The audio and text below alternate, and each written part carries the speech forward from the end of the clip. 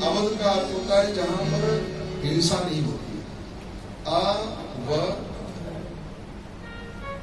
वहां के चक्रवर्ती सम्राट हैं श्री दशरथ जी महाराज। दशरथ का अर्थ होता है जिसने अपने 10 इंद्रियों को संयमित कर रखा है।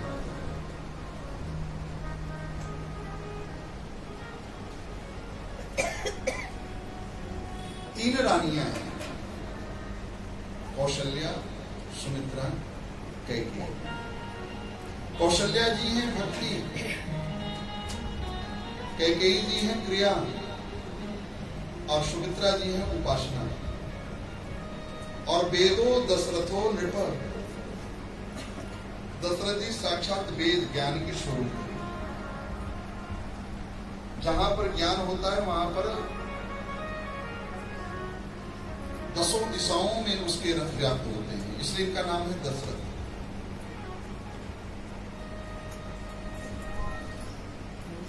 धर्म में शासन है,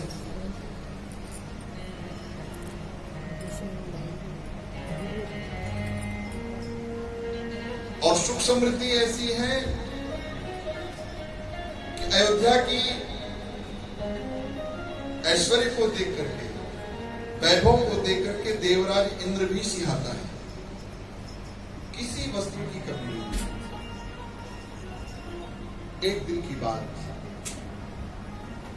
चक्रवर्ती जी राज सिंहासन पर विराजमान थे। सायंकाल का समय, भगवान सूर्य अस्ताचल की तरफ बढ़ रहे थे और बैठे बैठे दशरथ जी के मन में भाव आया,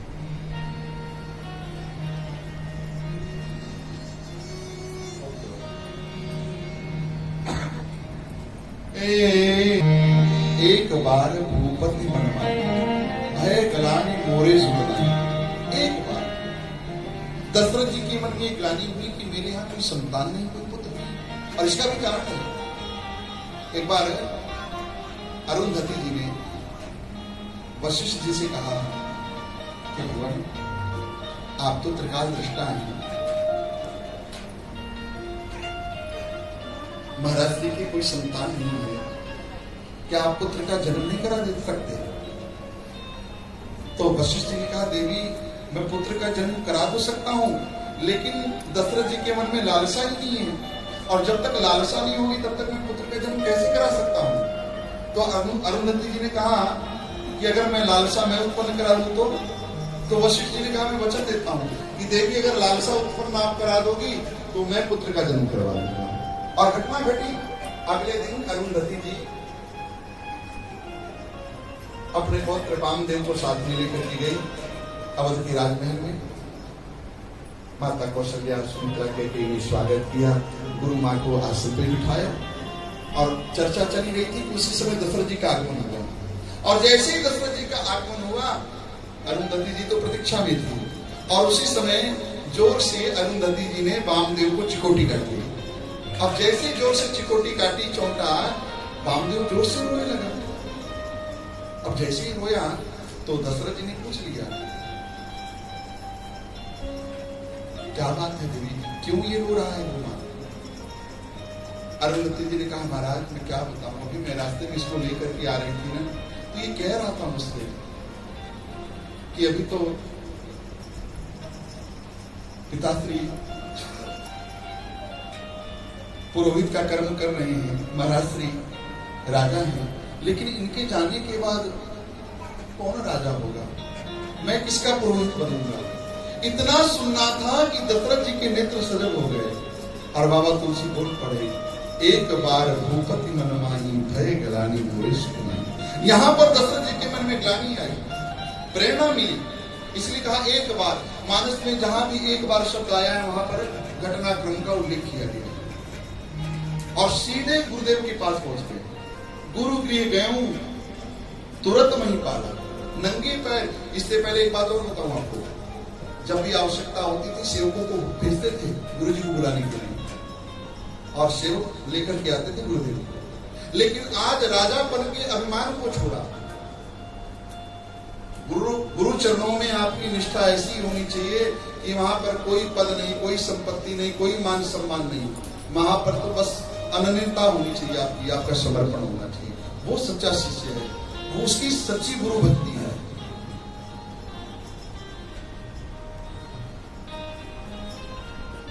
और यहां पर मैं देख रहा हूं जो पूज्य महाराज श्री से दीक्षित हैं, उनके शिष्य हैं, पूज्य महाराज श्री के प्रति उनकी अनन्य निष्ठा है। जैसे मैंने भ्रामरी जी की निष्ठा देखी, बाधवा जी की निष्ठा देखी पूज्य महाराज श्री के चरणों के प्रति, और कुछ बातें उन्होंने मेरे से शेयर भी की, मुझे बड़ा अच्छा लगा सुनकर के। हम तो महापुरुषों का हमेशा सम्मान करते हैं, हमेशा उनके आशीर्वाद की अपेक्षा आकांक्षा रखते हैं कि महापुरुषों की कृपा सदैव बनी रहे, छत्र छाया उनका आशीर्वाद हमेशा मिलता रहे संतों की।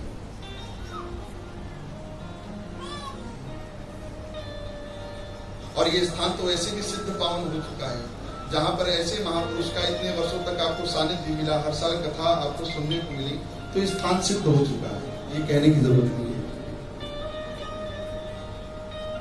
और ये भी प्रेरणा वही दे रहे हैं। मेरे मन में स्वभाव पहले नहीं था, अभी जो मैं बोल रहा हूं ये या तो महाराज जी बुलवा रहे हैं या तो ठाकुर जी बुलवा रहे हैं। कई बार व्यक्ति सोच करके बोलता है या पहले से सोचा रखता है कि आज मुझे ये बोलना है, तो ये भाव अभी स्फुटित हुआ है मेरे मन में।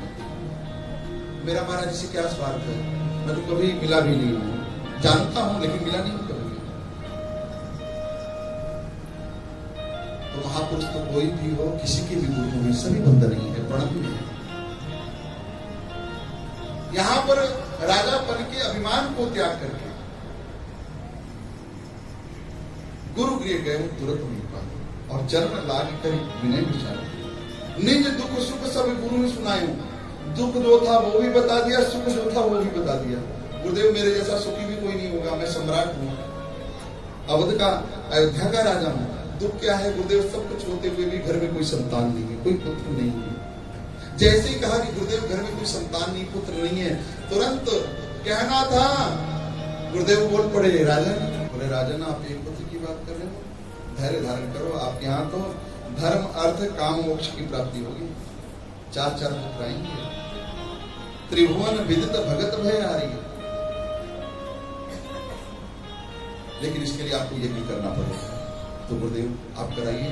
बोले नहीं, उस यज्ञ के आचार्य की भूमिका मैं नहीं निभा सकता, वो यज्ञ श्रृंगी ऋषि के द्वारा ही संपन्न हो सकता है। मेरा सानिध्य जरूर रहेगा, लेकिन आचार्य के रूप में श्रृंगी ऋषि इस यज्ञ को कराएंगे। श्रृंगी ऋषि को गुरुदेव वशिष्ठ ने आमंत्रित किया है। सरयू नदी के तट पे सुंदर यज्ञ मंडप बनाया गया, और दशरथ जी अपनी तीनों पत्नियों के साथ बैठे हैं यज्ञ करने के लिए। भाव श्रद्धा समर्पण के साथ यज्ञ किया जा रहा है। और तुलसी बाबा लिखते हैं, भगत सहित मुनि आहुति दीनी, भक्ति भाव के साथ आहुति प्रदान की जा रही है। अच्छा, हम हवन सुविधा डालते हैं यज्ञ में, किससे बनता है? जौ, तिल, भूरा, घी, और फिर अग्निदेव को समर्पण। तो भगत सहित आप कोई यज्ञ करें, अनुष्ठान करें, जब तक समर्पण नहीं होगा तब तक कृपा नहीं होगी। इसलिए भगत सहित मुनि आहुति दी। और जैसी अंतिम आहुति डाली गई, ओम पूर्णमदः पूर्णमिदं पूर्णात् पूर्णमुदच्यते पूर्णस्य पूर्णमादाय पूर्णमेवावशिष्यते। अंतिम आहुति जैसे ही डाली गई, उसी समय अग्निदेव प्रकट हुए, और अग्निदेव प्रकट होकर के खीर का प्रसाद, पायस का प्रसाद लेकर के प्रकट हुए, और वो प्रसाद श्रृंगी ऋषि को दिया। श्रृंगी ऋषि ने उस प्रसाद को दशरथ जी का वशिष्ठ जी को दिया, और वशिष्ठ जी ने उस प्रसाद को दशरथ जी को दिया, और प्रसाद को बांटा गया। अच्छा, ये खीर का प्रसाद है। खीर किससे बनती है?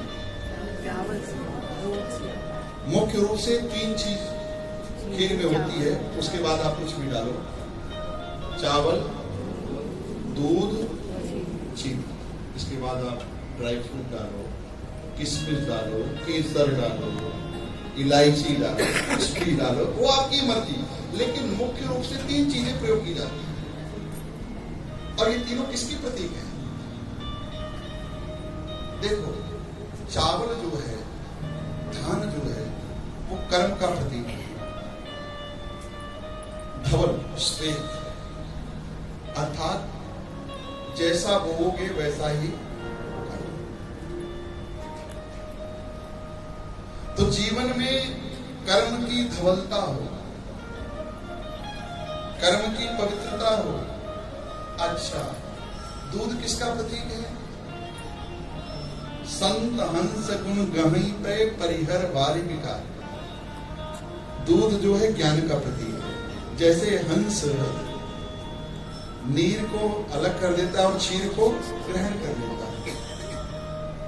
ज्ञानवान पक्षी है हंस, तो दूध को ज्ञान का प्रतीक बताया गया है। अच्छा, एक बात बताओ,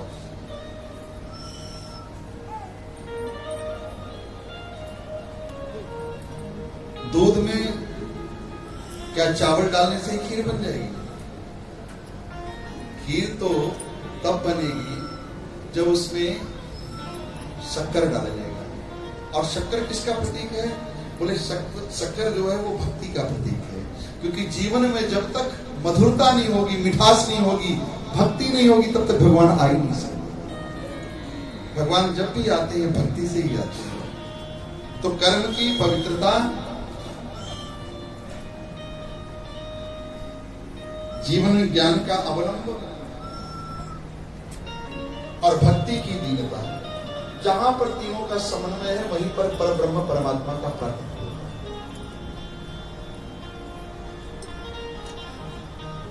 तो अर्ध भाग कौशल्य दीना रहो उभय भाग पुन कीना। आधा भाग कौशल्या को दिया, कौशल्या जी को। फिर आधे का आधा किया, एक भाग सुमित्रा जी को और एक भाग कैकेयी जी को। तो कहते हैं जो सुमित्रा जी को भाग दिया,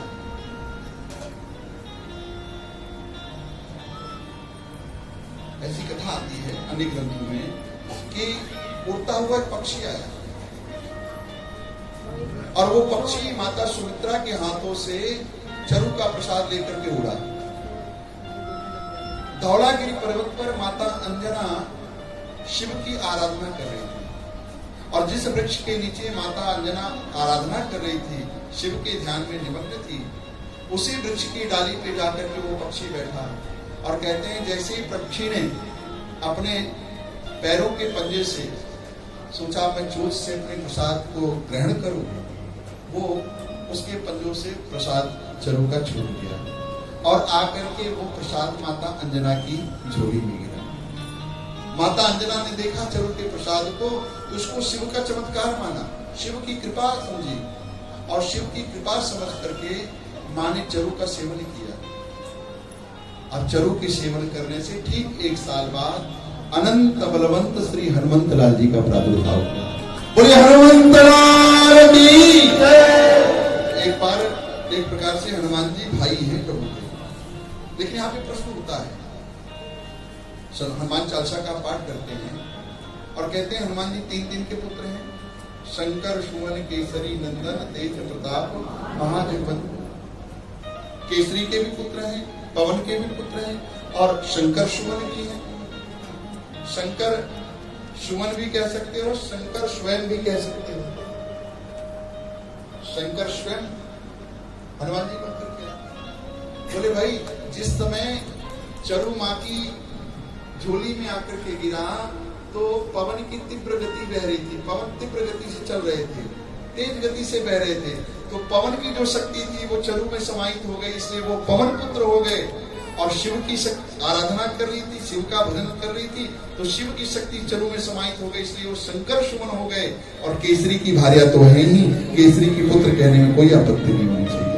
इसलिए शंकर सुमन केसरी नंदन, शंकर सुमन केसरी नंदन, तेज प्रताप महाजगवंदन, तेज प्रताप महाजगवंदन। अब माता सुमित्रा रोने लगी। तो कथा ऐसी आती है कि माता कौशल्या ने अपने भाग का एक भाग किया और कैकेयी जी ने अपने भाग का, और माता सुमित्रा के 2 भाग हो गए। माता कौशल्या ने भी प्रसाद दिया और कैकेयी जी ने भी। सुमित्रा माता तो चरणों में गिर पड़ी और हाथ जोड़ करके कहा कि बहनों, अगर तुम दोनों के प्रसाद से मेरे दो दो पुत्र होंगे तो मैं वचन देती हूं कि मैं तुम दोनों पुत्रों के चरणों में अर्पण कर दूंगी। तो माता कैकेयी के प्रसाद से श्री शत्रुघ्न जी महाराज आए जो भरत चरणों के अनुगामी हुए, और माता कौशल्या के प्रसाद से श्री लखनलाल जी आए जो प्रभु श्री राम के चरणों के अनुगामी हुए। तीनों माताओं ने चरण का सेवन किया है और भगवान गर्भ में आए। धीरे धीरे धीरे धीरे धीरे समय आगे बढ़ रहा है, भगवान गर्भ में आते हैं। तीनों माताओं के यहाँ 4 बालकों का प्राकट्य हुआ है। बोलो कौशल्या के लाला की जय, सुमित्रा के लाला की जय, कैकेयी के लाला की जय। सुंदर सागर सब गुण नागर, तिरंगा रंगी